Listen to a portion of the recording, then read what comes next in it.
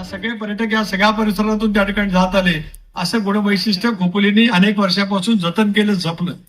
स्वर्गीय बी एल पाटील साहेबांसारखा दूरदृष्टी असलेलं नेतृत्व या सगळ्या परिसराला लाभलं आणि त्याच्यातून या सगळ्या परिसरात सुद्धा एक वेगळ्या पैकी झाडे आले आपल्याला त्या ठिकाणी पाहायला मिळते. या सगळ्या कर्जत खालापूरला सुसंस्कृत विचारधारा, सामाजिक समतेचं उत्तमतेचं उदाहरण या माध्यमातून या सगळ्या परिसराला विधानमंडळात सुद्धा त्या ठिकाणी नेतृत्व मिळालं. 19 सालापासून काय ग्रहण लागलं मला काय कळू शकलं नाही. 19 सालामध्ये एक उमेदवारी मिळाली. त्यावेळेला सगळेजण आम्ही सांगत होतो सुरेश लाड साहेबांना, मी मगाशी खोपोली कर्जतच्या सभेमध्ये उल्लेख केला की तुम्ही उमेदवारी करा. शेवटच्या टप्प्यापर्यंत नकारात्मक भूमिका घेतली गेली. त्याच्यानंतर मला सांगण्यामध्ये आलं की मी उमेदवारी करणार नाही, सुधाभाऊंची उमेदवारी करा.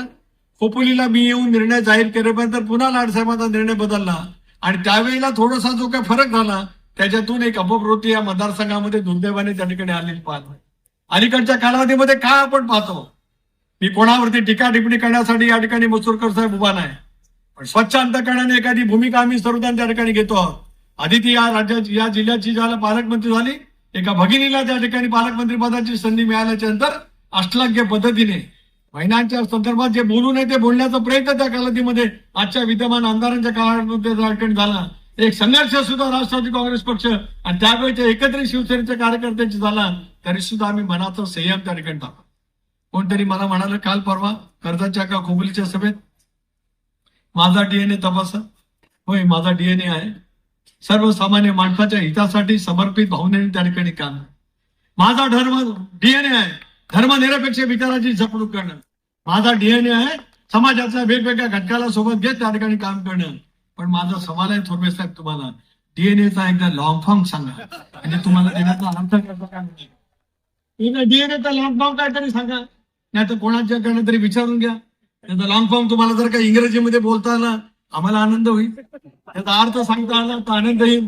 तुमचा डीएनए मी सांगतोय, आज तुम्ही सगळेजण या व्यासपीठावरती आहात.